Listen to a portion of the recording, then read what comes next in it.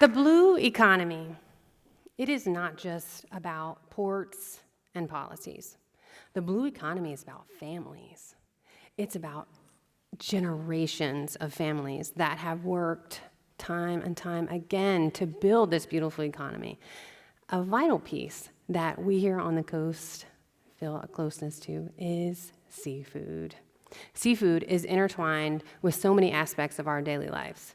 Think about your community celebrations. Everybody's probably been to seafood festivals, crab festivals, oyster festivals, or your family celebrations. You go to seafood boils. There's a gumbo recipe that probably some of you are waiting for your grandmother to tell you that she's guarding it very, very tightly. Now, I want you to imagine yourself at one of these festivals. You're walking around, enjoying all of the beautiful smells that are at these seafood festivals, and you're wondering what you should have for lunch. Are you asking yourself, if I choose from this side, am I going to get sick? If I choose from this side, am I going to subject myself to a foodborne illness? Odds are you are probably not asking yourself those type of questions. And the reason for that is because that you trust that that seafood is safe. Ensuring safe, trusted seafood is vital for the blue economy to not just survive, but to thrive. When our food safety systems fail, lots of things happen. Communities, they lose trust, which means markets retreat, which means impact, not just measured in dollars, but in lives. I spent over a decade as a seafood officer with the Mississippi Department of Marine Resources. I was a FDA certified inspector, which meant I've done a whole bunch of inspections, and I've certified over 500 people in different food safety systems. And I remember an inspection that I did where as soon as I got to this facility, I found an unlabeled bottle of a mysterious purple liquid. Now, this is a pretty big deal because in any food facility, chemicals, no matter what they are, they have to be labeled. And so I brought this bottle to the attention of management, and I explained why this was a big deal. And you know what happened? She laughed at me. She laughed at me and my ridiculous, overbearing regulations. And in that moment, it told me number one, what she thought about food safety, and number two, about the food that was being produced inside of that facility. Stories like this are one of the reasons why I started my consulting company. I want to help businesses create really firm foundations so that they can produce safe food. For any business to have a firm foundation, poised and ready for success, they have to have three vital pieces. They have to have training, they have to have systems, and they have to have a culture that says all of these things are important. So let's take a look at the first one here. We're talking about training. Many years ago, I was doing an inspection at an oyster facility. And one of the staff members came up to me and she said, I'm so confused.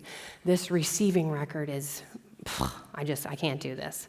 I don't know if you're not familiar with oysters. Because of the way that oysters eat, they are filter feeders. And because of the way that we eat them, we like to eat them raw, there are a whole different set of regulations that are attributed to oysters, which means that we have to treat them a different way. And this particular record that she was struggling with today collects data about the oysters, data like when they were harvested, what temperature they were, how they were handled, where they were harvested from. In the oyster world, those are typically called areas.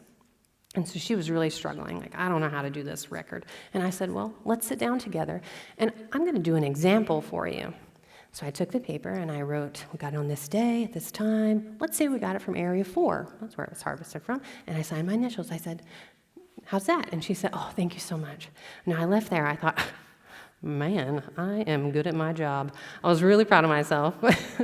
And I came back in 3 months. And I was like, how's it going? Fantastic. I said, let me look at that record. Immediately, something struck me. Everything that she had received for the past 3 months had been from Area 4. And this was concerning because I don't even know where Area 4 is. And I said, did everything come from Area 4? And she said, the last time you were here, you told me to write down Area 4. No. She had been writing down the wrong information for 3 months. 3 months. All of her data was wrong. And I realized something in that moment. Number one, the power of good training. self. Also, the power of management training. Because there was somebody that for the 3 months where I was not there, they were coming in and looking at her paper. And for 3 months, they never thought it was weird that they received everything from Area 4.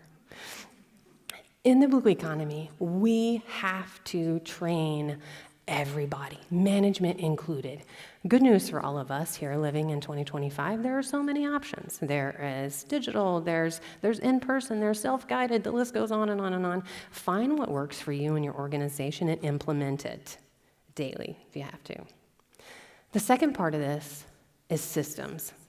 And when I say system, I mean things in the food safety world like HACCP systems, sanitation systems, recall systems, but outside of food safety, there's also quality control systems, there's inventory systems.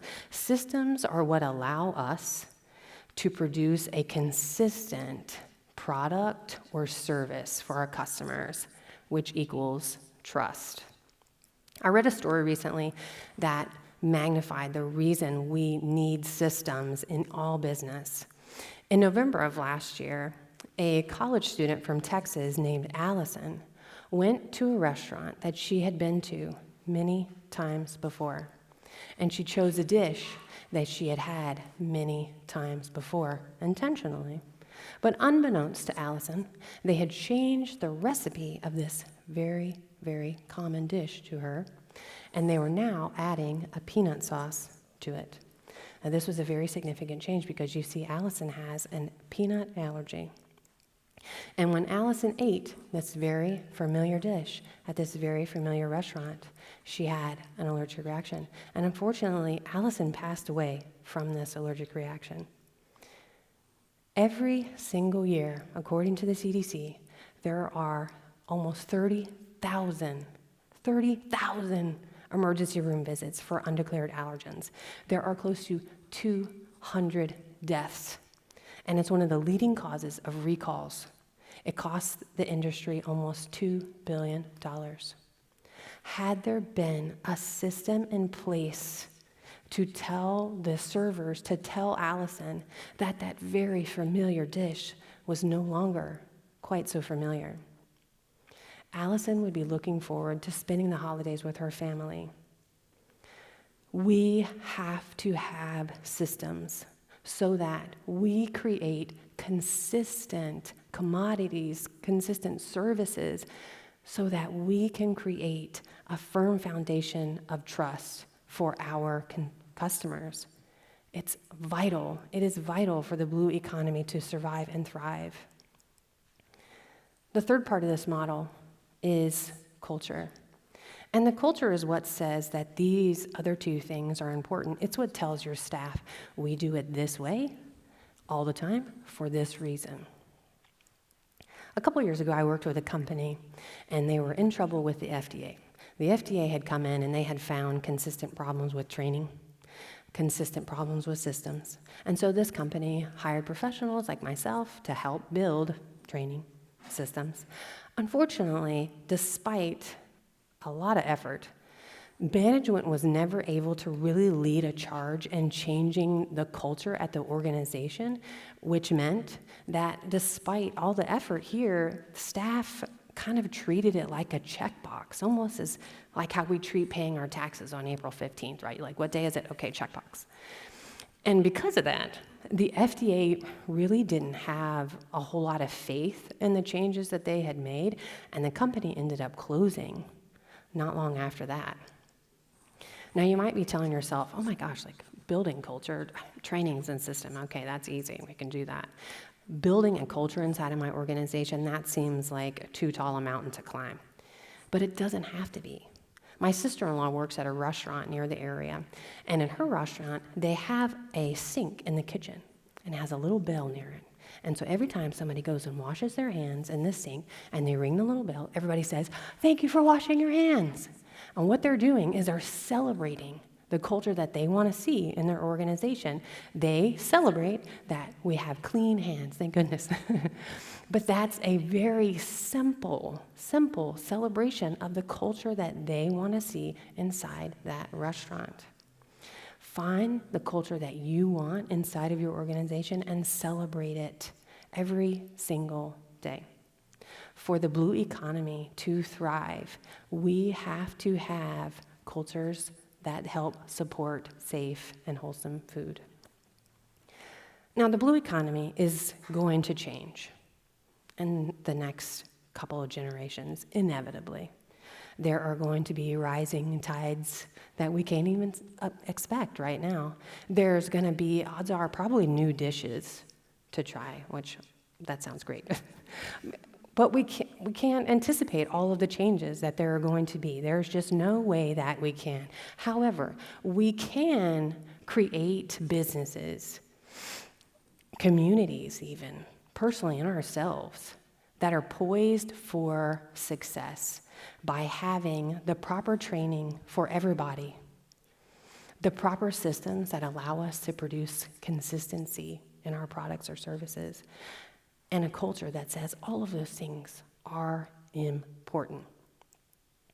If we want to build a blue economy that is strong, that is resilient, that is there and ready to grow, we have to be anchored for success.